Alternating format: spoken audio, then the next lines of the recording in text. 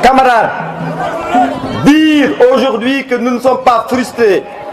c'est nous mentir à nous-mêmes. Dire que nous n'avons rien compris sur la décision de retirer l'investiture de notre candidate, c'est nous mentir à nous-mêmes.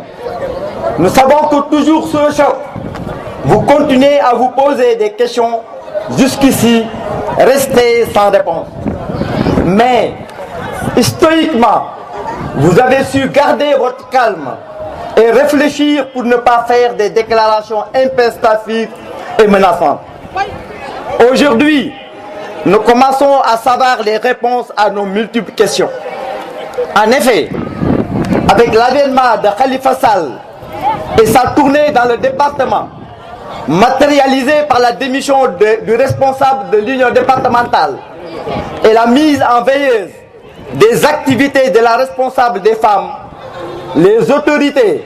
pensent que notre parti est décapité et qu'il n'a pas sa représentativité d'attente. Mais que non. Vous le savez, les responsables locaux de l'APR et même nos adversaires politiques savent que notre parti, le plus dynamique dans le département, c'est au contraire bonifié.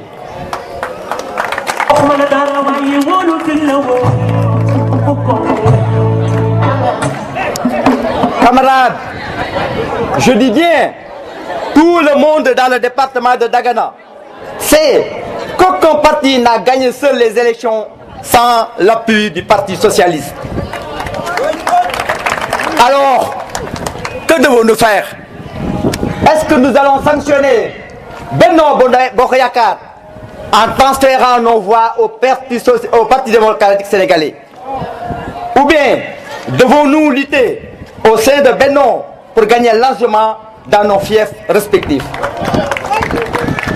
Nous sommes d'avis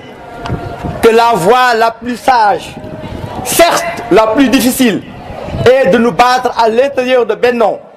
et de respecter ainsi notre engagement pris jadis d'aller dans ces élections législatives avec cette coalition.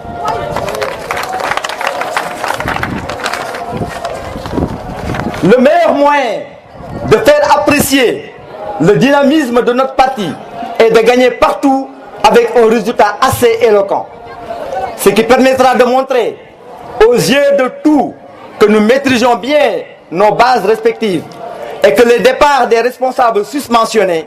n'a pas impacté négativement dans la représentativité de notre parti dans le département. Camarades, il nous faut accepter la décision de l'arbitre qui est le président de la République, mais nous n'en partons pas la pertinence. Nous lui demandons, après les élections, de procéder à une analyse approfondie et de nous rétablir dans nos droits. Camarades, nous vous demandons d'aller retirer vos cartes et de voter en masse pour la liste de Benno Bokk Yakaar. Nous pouvons vous assurer que le président de la République, qui est un homme avisé et épris de justice, saura reconnaître à sa juste valeur l'apport du Parti socialiste dans la coalition Benno Bokk Yakaar. Nous devons voter en masse pour cette coalition afin de donner au président qui a la confiance des bailleurs de fonds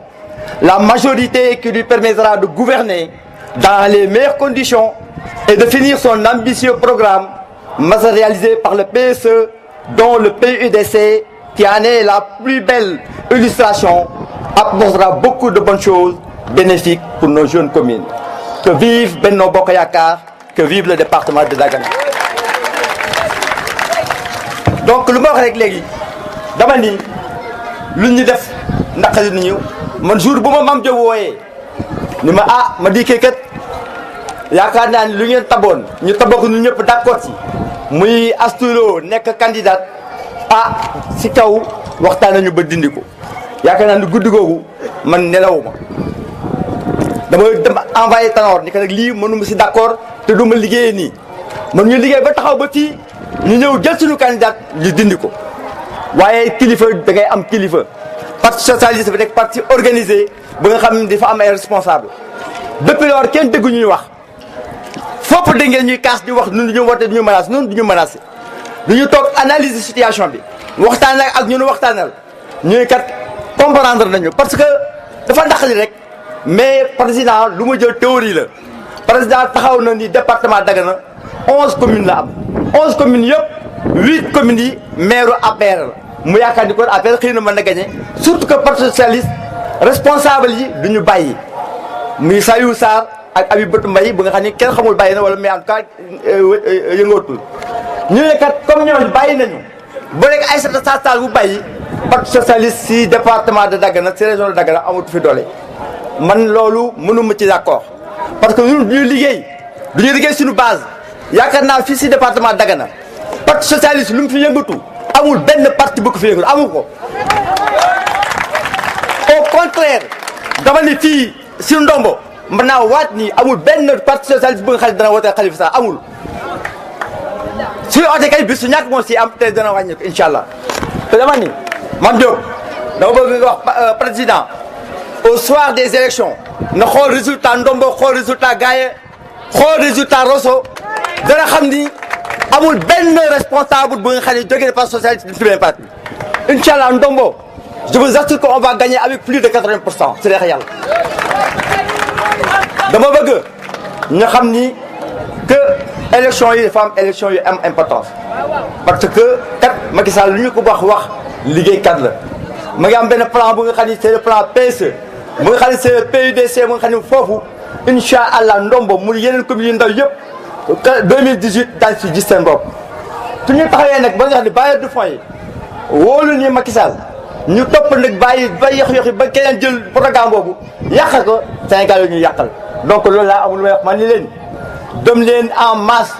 ngeen retirer seen carte muy Gaye di Richard Toll di ndombo di Bokk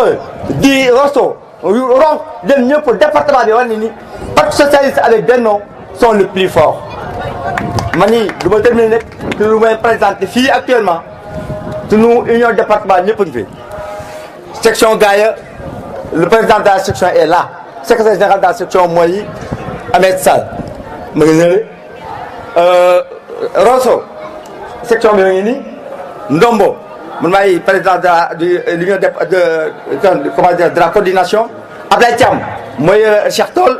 donc dama ni amul benn responsable bu nga xam ne jógee na fi Saliou Sarr moo nekkoon union départementale musul dugg ndombo musul dugg Gaye musul dugg fenn donc kooku yóbbuwul kenn amul kenn ko xam ne yóbbu na ko te incha allah waxoon naa ne que parce que ñoom xam nañu nu ñu représenté woo nañu depuis élection yi pour ñu ànd ak ñoom ñu ne ñun principe bi ñu doxee principe bi mooy du ñu toog si parti social di wax ak ñoom ñu d'accord ni on va dañuy dem élection avec Benno Bokk Yaakaar te incha allah daañu dem élection yi avec Benno Bokk Yaakaar te daañu gagné avec Benno Bokk Yaakaar wasalaam